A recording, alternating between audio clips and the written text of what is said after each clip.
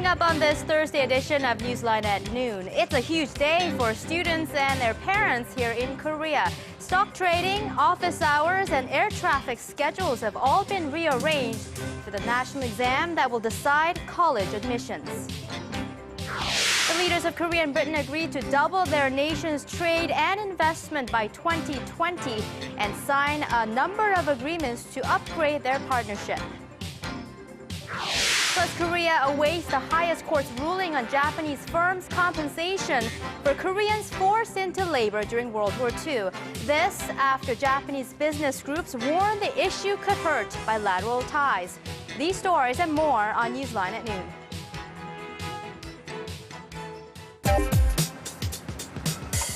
Where's the best place for bibimbap?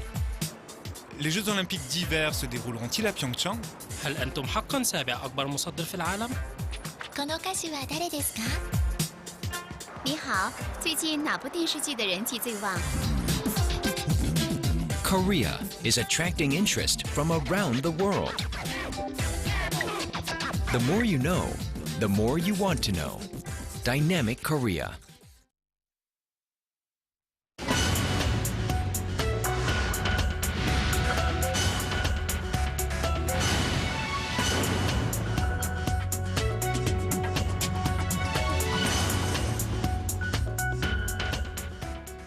Thanks for joining us. You're watching NEWSLINE at noon. I'm Choi Yusan in Seoul. Very good to have you with us. I'm Mark Broom. Today is probably the most important day in the lives of hundreds of thousands of young Korean students. That's right. They have been dedicating the last several years to getting the best possible result in the college scholastic aptitude test. More than 650,000 students applied for the college entrance exam this year at 1,300 test venues across the country. The test started at 8 a.m. and will wrap up around 5 p.m. In order to ease the traffic burden for test takers this morning, offices, banks, and even the country's stock market opened an hour later at 10 a.m. rather than 9 a.m. Flights can't take off or land, and cars are banned from honking their horns for 30 minutes during the listening tests, which start in just over 1 hour's time. In Korea, over 70% of high school students enter college, and the university they go to has a significant impact on the rest of their careers. The annual Scholastic Ability Test takes up a major portion of college admissions here in Korea. And as our Song Ji-san tells us, although the test portion is slowly diminishing, it's still the most sought-after way for students to enter the college of their choice. One shot for your life. 650,000 high school seniors and graduates converged on test sites across the nation early Thursday morning to take the most important test of their lives. The day-long test takes place only once a year. Those students already have their acceptance letters through early admission only need to meet the minimum requirement scores, but for all the others, this is the D-Day to get into the college of their choices. The College Scholastic Ability Test in its current form is the result of dozens of revisions over the decades. In the past, an individual college entrance exam or the result of a national scholastic achievement test was the sole decider in college admission. Korea's college admission process is relying less and less on the College Scholastic Ability Test. It now takes more elements into account like other developed countries. About 2/3 of high school seniors now enter college through early admissions, but for the rest, the regular admission process is their last shot. High school graduates who did not enter the college of their choice opt to give it another shot the following academic year, usually preparing for the second test by attending private institutes or hagwon. It's not easy to apply for early admissions when you have to prepare so many things from recommendations to essays. So my son, who's taking the test again this year, studied with a regular admission in mind. It was tough to study for one more year, but for us students, it's better to keep the system and policies as they are than changing it too much. Whether it's their first or second try, the test takers hope they'll be enjoying college life at the university of their choice come next March. Song Ji-sun, Arirang News. And good luck to all the test takers today. Now, President Park Geun-hye, who is on a state visit to Britain, held a bilateral summit Wednesday with British Prime Minister David Cameron. The two leaders announced measures to increase bilateral trade, investment and to boost cooperation in the finance and nuclear energy sectors. Our presidential correspondent, Oh Jin-ju, filed this report from London. Korea and Britain have set a goal of doubling bilateral trade volume and investment by the year 2020. President Park Geun-hye and British Prime Minister David Cameron held bilateral talks at 10 Downing Street Wednesday and agreed to work towards increasing bilateral trade to $20 billion and investment to $45 billion. One of the most important sectors of cooperation was finance. The two nations agreed to hold high-level talks between financial authorities regularly and set up a private and public cooperative committee to financially support Korean and British companies hoping to enter each other's markets as well as third markets together. A total of 11 MOUs worth some $3 billion were signed in this respect. 금융산업 발전, 또 같이 그렇게 해서 제3국에 진출하는 이런 그 진출을 지원을 하는 것, 이렇게 여러 다층적인 그 기반을 구축하게 된 것을 기쁘게 생각을 합니다. Another sector highlighted during the summit was nuclear power and energy-related technology. 7 MOUs were signed in these fields, including one on cooperation to give business opportunities to companies of both nations when bidding for nuclear power projects in third markets. In particular, Britain is pushing ahead with a project to decommission 15 nuclear power plants out of the 16 it currently has by 2023 and build 10 new reactors by 2025. The Presidential Office of Chung Won-tae explained that by setting up cooperative ties in the sector, Korea aims to lay the foundation to participate in this project in the future. In line with the push to boost trade and investment, the two countries set up a joint economic and trade committee and a private global CEO forum and have decided to meet every 18 months. President Park attended the first meeting of the committee and forum and once again put emphasis on the creative economy, calling it a new engine to strengthen economic ties. After bidding farewell to Queen Elizabeth, President Park on Thursday will head over to Brussels, the last destination of her Europe tour. There she's scheduled to hold bilateral talks with the Belgian Prime Minister and leaders of the EU Commission and the European Council. Oh Jin-ju, Arirang News, London. And in light of President Park's state visit to Britain, efforts are being made on the cultural front to further boost ties between the two nations. The President was in attendance for the opening gala for the 8th London Korean Film Festival. That kicks off this week. Kim Min-ji reports.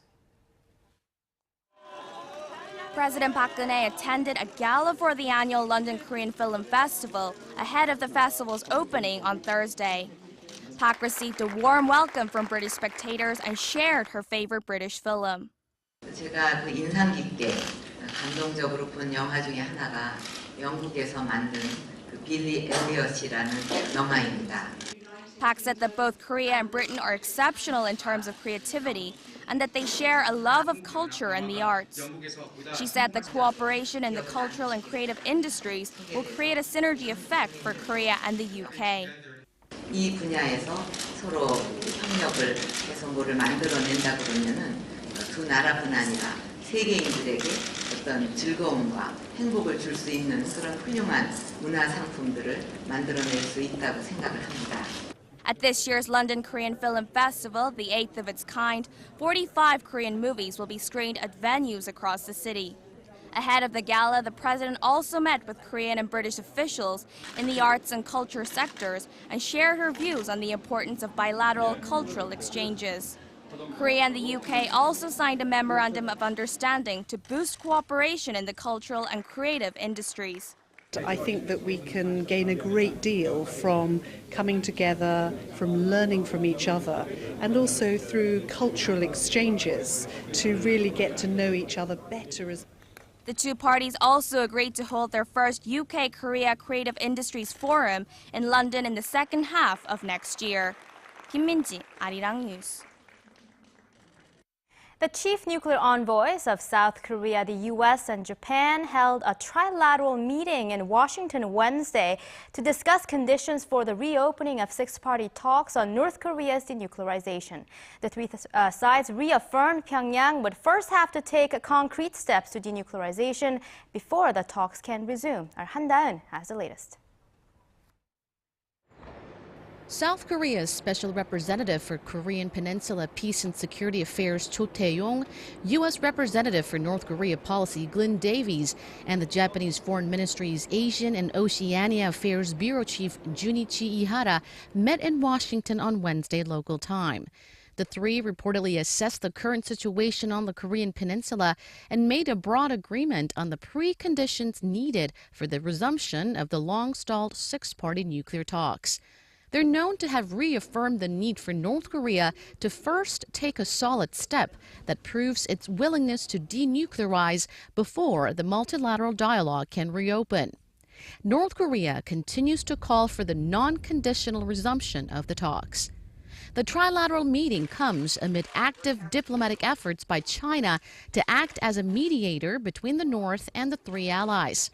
Government sources in Seoul say the three sides also shared the outcome of the talks between China's nuclear appointment Wu Da-wei and Davies last week, but are unlikely to accept Wu's mediated proposal of preconditions.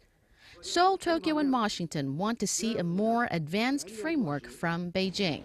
Wu is now in Pyongyang in an apparent bid to break the impasse, but unless the North changes its current stance, the six-party talks, which have been stalled since 2008, will likely be put on ice yet again.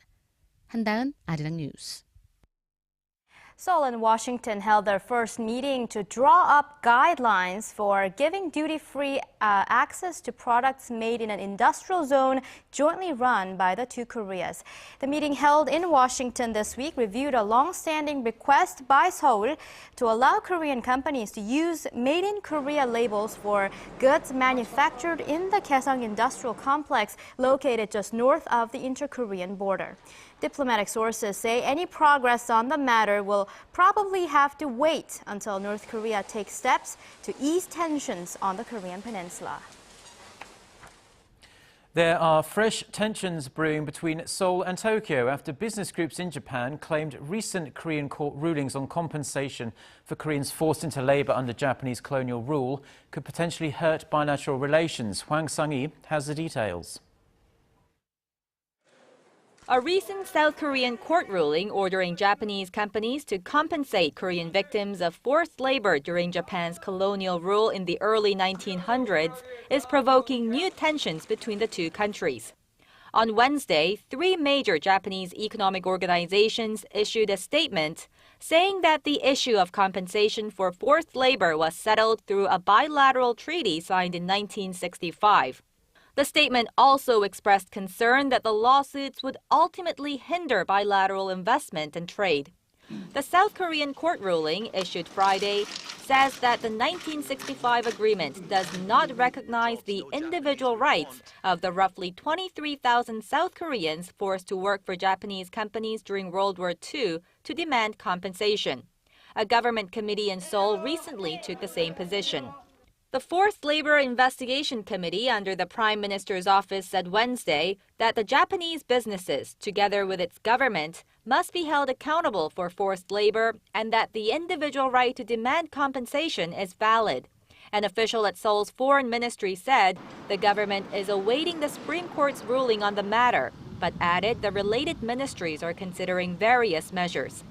The Japanese government is believed to be mulling the option of taking the issue to the International Court of Justice, which will inevitably exacerbate the already thorny bilateral relations between Korea and Japan.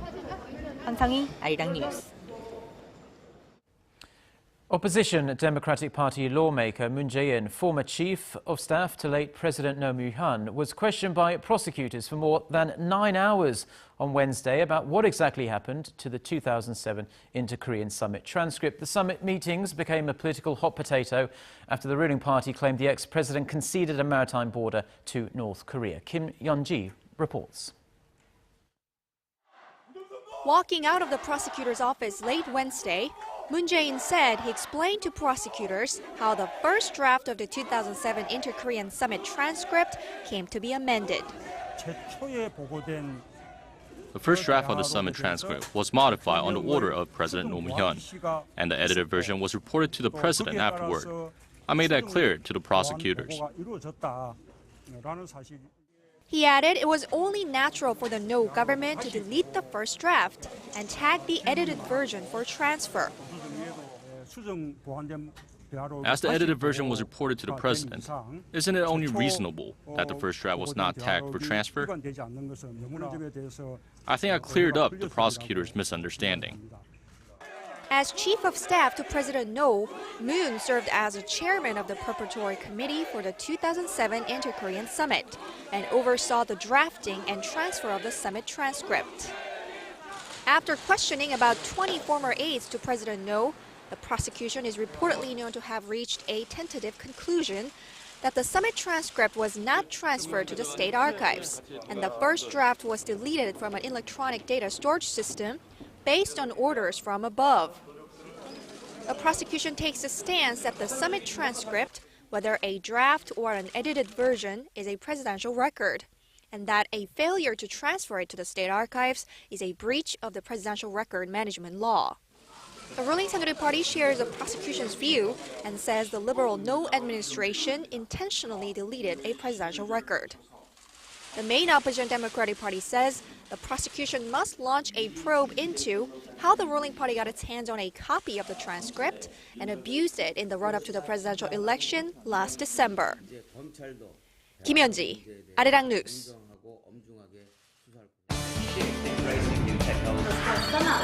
For your fill of Korean and international news. Join Chae Yu-sun and Mark Broom every weekday at lunchtime. NEWSLINE at noon. Plenary session this Wednesday and vote on the government restructuring bills. There were wins for the Democrats in New York City and the state of Virginia in the U.S. off-year elections. Republican Chris Christie was re-elected governor of New Jersey, and people are asking if the win could fuel a run to the White House in 2016. Our Connie Lee reports. It was a good night for the Democrats in New York City and in the state of Virginia. For the first time in 2 decades, the Big Apple has a Democrat as its mayor. It was a landslide win for Bill de Blasio, who pledged to bring the rich and poor together. To ensure that our brightest days are ahead of us, we must commit ourselves to progressive ideas that will lift us all up. Virginia, the critical presidential swing state, also voted Democrat, but only by a small margin. Terry McAuliffe beat out conservative Ken Cuccinelli in the Virginia governor's race. I know this has been a hard-fought race. Part of that, as you know, is the nature of politics. And part of it was that the Attorney General and I had some very big differences on some very important issues. During the campaign, McAuliffe, an ally of Hillary Clinton, played very strongly on his rival's support for the Tea Party, a move that analysts say helped him defeat Cuccinelli. In New Jersey, it was a Republican win, with Governor Chris Christie holding on to his seat, winning more than 60% of the votes. And the only greatest honor and privilege than being a one-term governor of New Jersey is to be a two-term governor of New Jersey. Christie's victory proves he's a strong contender for the Republican Party's presidential nomination in 2016. The moderate Republican could possibly win the nomination with his appeal to both Republicans and Democrats, plus the support from independents. Connie Lee, Arirang News. U.S. Secretary of State John Kerry has expressed confidence that progress can be made in the Middle East peace talks. Speaking in Bethlehem Wednesday after what he called very good talks with Palestinian President Mahmoud Abbas, Kerry said Washington considers the Israeli settlement activity as illegitimate. He also said the Palestinians have never agreed, as a matter of going back to the talks, to accept the Israeli settlements. In the previous round of talks in 2010, they collapsed over the issue of the settlements, and the latest round has been stuck in limbo since July. Earlier in the day, after meeting with Israeli President Shimon Peres, Kerry called for real compromises and hard decisions from both sides. The former Palestinian leader Yasser Arafat may have been poisoned to death with radioactive polonium. According to a report by Swiss forensic experts, Arafat died at a French military hospital in 2004, but his body was exhumed last year amid allegations he'd been poisoned. Speaking to the Al Jazeera TV network on Wednesday, his widow, Suha Arafat, said the report proves without doubt that her husband didn't die a natural death. She didn't accuse any individual state and admitted her husband had many enemies. When the allegations first surfaced, many pointed the finger at Israel, but the Israeli government has always denied any role in Arafat's death.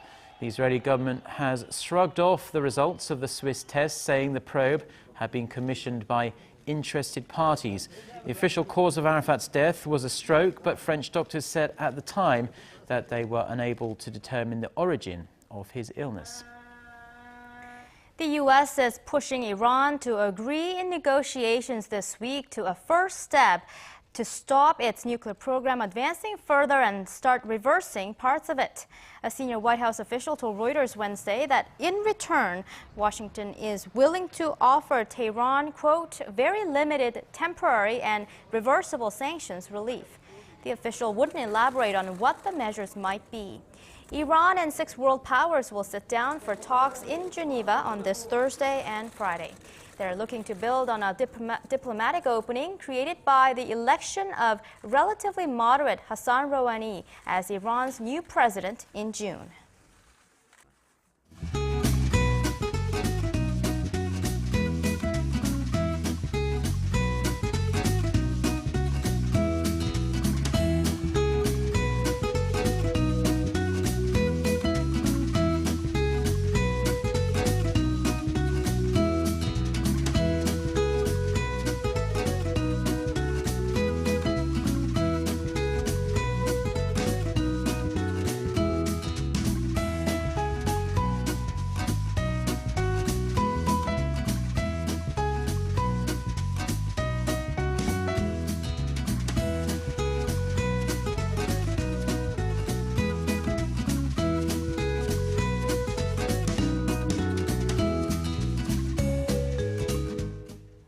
Okay, well, it's that time of our newscast where we get a check-up on today's weather with our weathercaster Lee Ji-yeon, who's standing by at our weather center there. Hello to Ji-yeon. Good afternoon, guys. Well, today is Ipdong, the beginning of winter on many Asian calendars, and Koreans used to base weather predictions for winter on the weather on this day. If the weather was nice, then it meant we could expect a mild winter. Well, the weather certainly seems fairly nice today, so I hope that's a good sign. Well, I hope so too, but have you been outside? It's so windy, so even if the temperatures are similar to yesterday, it feels quite chillier. And we did have a light rain this morning, but that has completely let up. And we are looking at a clear blue skies right now, and the beautiful autumn sun will linger throughout the day. So if you're thinking about going outside to enjoy the sun, you may want to think again because there's still a high level of dust in the air. And if you are going to be outside though, you might want to wear a face mask to keep out of the dust. Well, tomorrow it will be much cooler in the morning with the temperatures in the Seoul metro area plunging to 4 degrees Celsius. That's 6 degrees lower compared to today. And afternoon highs will be a couple of degrees lower than today as well. So do bundle up before heading out. Well, it looks like we have rain in the forecast from Saturday afternoon to Sunday morning, which will set the stage for a real winter chill early next week when the daily lows will drop down to the freezing point here in the central region. But now let's take a closer look at the readings for this afternoon.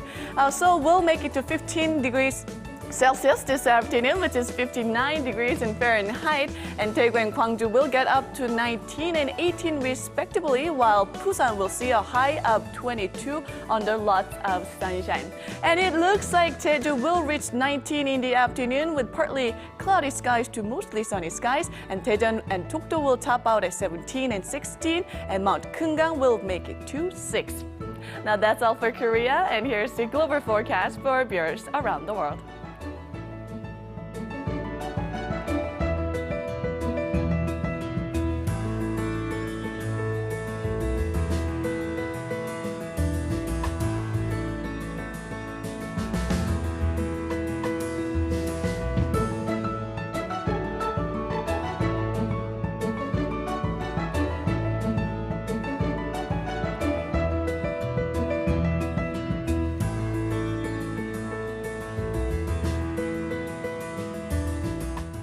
That's all for me today. Hope you have a wonderful rest of the day, and let's send it back to Mark and Yusan in the studio. Well, thank you ever so much, Jion, for the weather there. And that's it for this Thursday edition, isn't it, of Newsline at Noon. And we'll be back again at the same time on Friday. Well, until then, do stay with Arirang TV for more on the day's headlines.